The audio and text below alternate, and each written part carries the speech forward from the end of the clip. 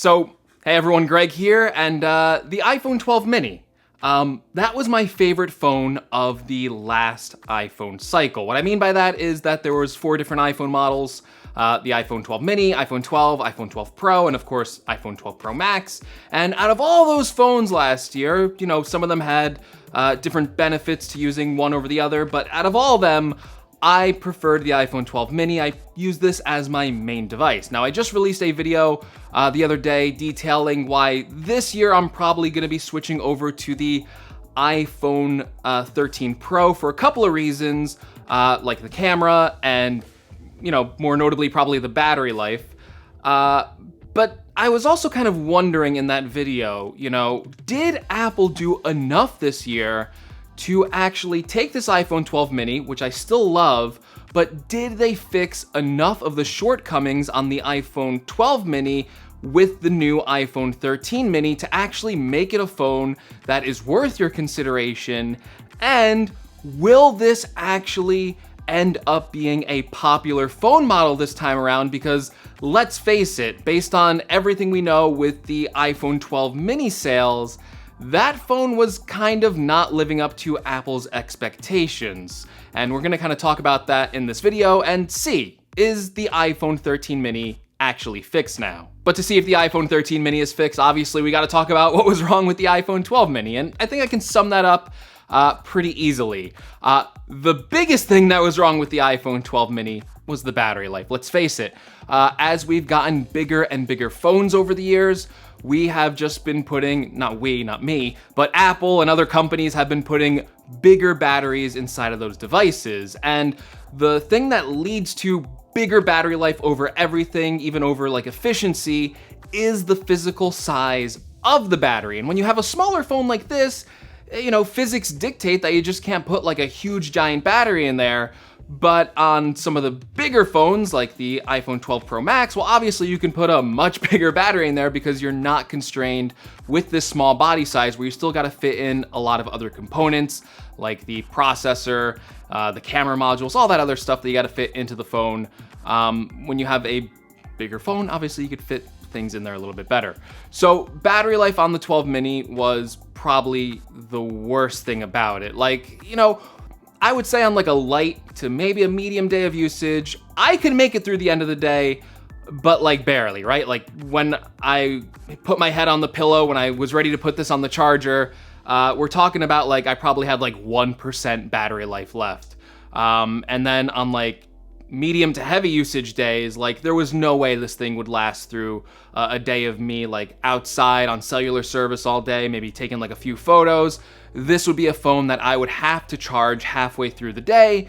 And for a lot of people, after getting used to these bigger batteries, especially after going into the iPhone XS and the iPhone XR generation, right? The XR was such a popular phone, partly because it had that better battery life in it compared to the XS. And after, the 11, people have just come to expect better battery life out of their phones. And honestly, that's the only thing I can really point to at the mini as something that was wrong with it, for me at least, the battery life. Because as I've explained in other videos, I know a lot of people might consider this phone like small, and it is small, but the display isn't small. Like that's something I wanna get across, that like, this is a 5.4-inch display. And even though this phone is like a little bit bigger than the iPhone 5S and smaller than the iPhone 6 in body size, the display is actually closer to screen size to something like the iPhone 6 Plus. That had a 5.5-inch display. So you really can't call the 5.4-inch display on the iPhone 12 mini or the 13 mini too small. But I do think that people's tastes have changed a little bit towards bigger screens, because a lot of people use their phone as their primary computing device, and when you're using your phone as your primary computing device, you might benefit from 2 different features here. One is the biggest screen possible, and of course we just addressed that battery life, right? If you're on your phone all day, if you're watching YouTube videos or TikTok videos, listening to music, constantly, bringing out your phone to make phone calls, make messages, well, the phone has to last you the entire day. But that was the past, right? That was the 12 mini. So as we look into the future with the iPhone 13 mini, Apple has made some improvements to this phone, and I'm just gonna say it right off the bat because, this is the most obvious improvement that they made. They made improvements to the battery life. So with the iPhone 13 mini, Apple is now claiming, with the bigger battery that they put into this device, that we are going to see an additional 1.5 hours of battery life on this phone. And then if you go on Apple's website, if you compare the tech specs, you got to take this all with a grain of salt, right? Like, we won't actually know until we get to use this phone.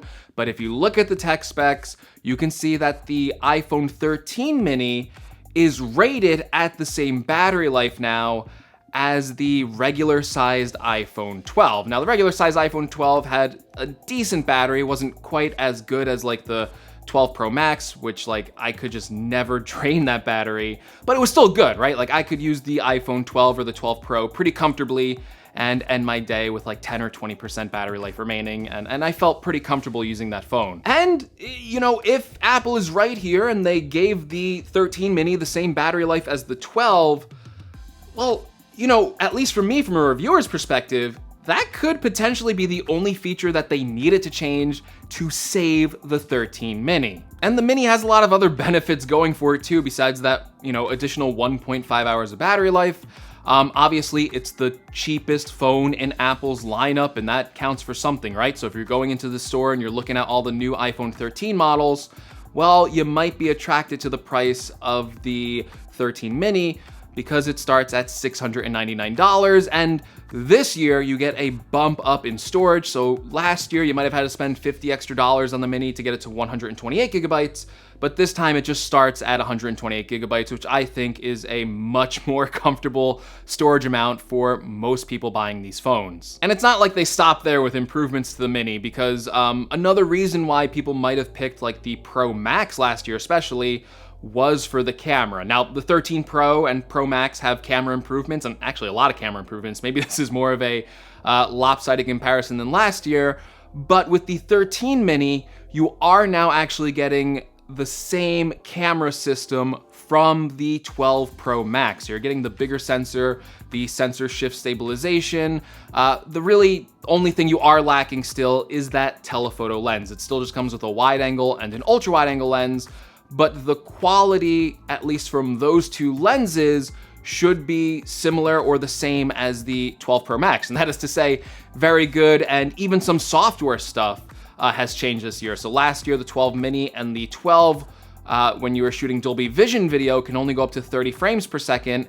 And this year they can go up to 60 frames per second Dolby Vision. That's the same as the 13 Pro series. Of course, there's still other improvements, like, it got the latest A15 chip, all that other stuff, right? But when we're talking about why people are buying these phones, I don't know if people are necessarily going, my 12 mini was so slow, I gotta go out and get the A15 chip, right? Like, that isn't a reason that people are upgrading to the iPhone 13 or getting an iPhone 13.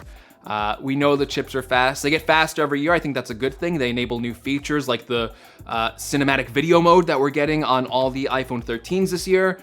It's one of the coolest looking features, at least on paper. Can't wait to test that out. And the Mini is fully capable of doing it. That's what I like about the Mini so much, is that it's a smaller phone, but Apple really did its best to pack in all the features that you would get on the standard iPhone 12. And again, the only differences here would be that it's a smaller display and that the battery life, at least when you compare it to the regular size 13 now, because that got a 2.5 hour battery boost, the battery life is still gonna be worse, even though they improved it by 1.5 hours. But I wanna get back to my main point here after talking about all the features and stuff like that, after we've been rattling everything off. And can Apple save the iPhone 13 mini? And quite frankly, do they even want to at this point? Well, I think it can be saved. And what I mean by that is, we can't discount the incredibly popular power that a iPhone has when it is the cheapest in the lineup. Like, if this is your entry-level stage to get into the iPhone 13 universe, I don't think you can ever discount that, like people tried to do with the iPhone XR back in the day when they're like, oh, it's still using an LCD screen, why would you get it? The XR ended up being the most popular iPhone. So you can't really discount the Mini quite yet as not being a contender for a popular phone. However, even though I think the battery life is going to color these future reviews in a more favorable way from tech reviewers, I think people are going to be very quick to point out that if these battery life claims turn out to be true, that the battery life issue on the 13 mini has been fixed, and I think that's going to draw in a lot more people to check out this phone. However, I think the biggest problem for Apple still remains the size.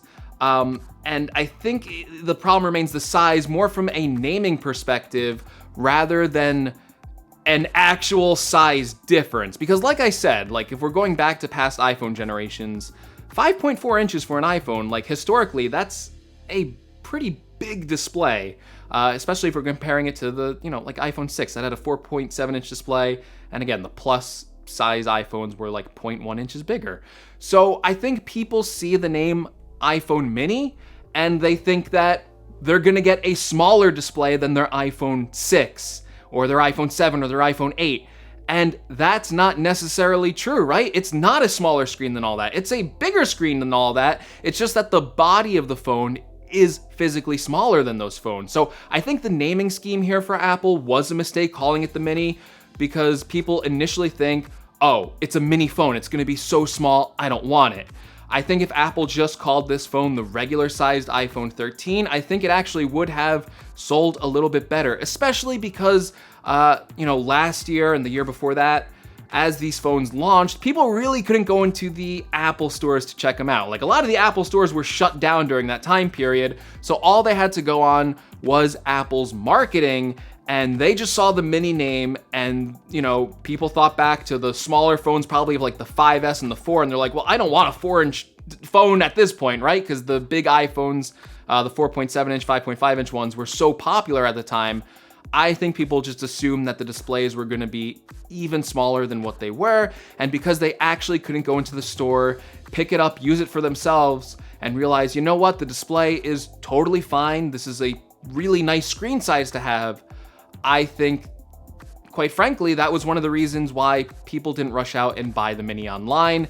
And I can really only kind of point to some anecdotal evidence on this, and that's because like a lot of tech reviewers I know in the community and stuff like that, or even just like people in the comment section of my videos, sometimes they would kind of dismiss the 12 mini, and a few months later they would go into the Apple store and they would pick one up and they would go, you know what? This is actually a really cool phone and I really like the form factor. So I think with the mini, seeing is really believing. Maybe that the, Apple stores are more opened up now and you can go into them and you can actually play around with these phones. Maybe that will actually get more people to consider the mini over some of the other phones that Apple is offering this year. But like I kind of said before, is it too late to save the mini? Even if the mini had blockbuster sales, it actually might be too late to save it, because as you may know, Apple plans their future iPhone releases way ahead of time. So as we're, getting into the iPhone 13 launch, as we start to get them next week, Apple is already working on phones 1 year ahead of time, 2 years ahead of time, probably 3 years ahead of time. Like they have a future lineup envisioned. And based on the lackluster sales we got with the 12 mini, we are hearing reports that when the eventual iPhone 14 comes out, that Apple will still pursue a 4-phone model, but they're going to switch it up a bit to the point where they have an iPhone 14, like a regular size 6.1-inch iPhone 14, and then on top of that, they're actually gonna have an iPhone 14 Max, so like a normal size, or not normal size, but the normal iPhone, the regular one, not the Pro one, the extra option is actually gonna be bigger because more people are selecting the bigger phones out of the smaller phones. And then of course, you're still gonna get the 14 Pro and the 14 Pro Max. So I think even if the sales were successful this year, even if this, even if we go into reviews and everyone starts recommending the 13 mini and people see it in stores and it has this huge sales explosion, I kind of think it's too late for it. Like, even if Apple fixed the 13 mini, which it kind of sounds like they did, I think the writing's on the wall, and this is a phone, at least in this more premium flagship stage of a new iPhone, we probably won't get anymore. Maybe if the 13 mini ends up being popular, maybe for like in 2 years, maybe we'll see it revived. But I really think the future for the mini, it's probably going to maybe resurrect kind of like a phoenix in the form of a new iPhone SE and an iPhone 13 mini form factor with the iPhone SE branding at $400. You combine a small phone in that cheaper price point, maybe that's when it becomes really popular, and that's the price point and that's the target audience that Apple tries to keep this phone at. So yeah, that's what I think about the iPhone 13 mini. I kind of think Apple might have fixed it here, but honestly, it might just be too late. But I want to hear your comments below. Maybe I missed something. Maybe I'm missing the big picture here. What do you think about the iPhone 13 mini? Do you think, based on the features that Apple said the 13 mini will have, do you think they actually fixed it? And do you think that it can be saved for, future iPhone lineups? Really want to hear what you all have to say in the comments below. This was my second time in a row doing like a totally unscripted video. I think this one actually came out worse than my last one. I think I had my thoughts more together on that. But let me know, what did you think of the style of this video? Let me know if I should keep pursuing this or if I should go back to the script. If you liked the video, well, obviously, give me a like, then I'll know you like the unscripted stuff. Make sure you subscribe to the channel for more. I am getting the 13 mini and the 13 Pro in next week, so I'll have reviews on both of those. And as always, thank you so much for watching, and I will see you all in the next video. Take care, everyone.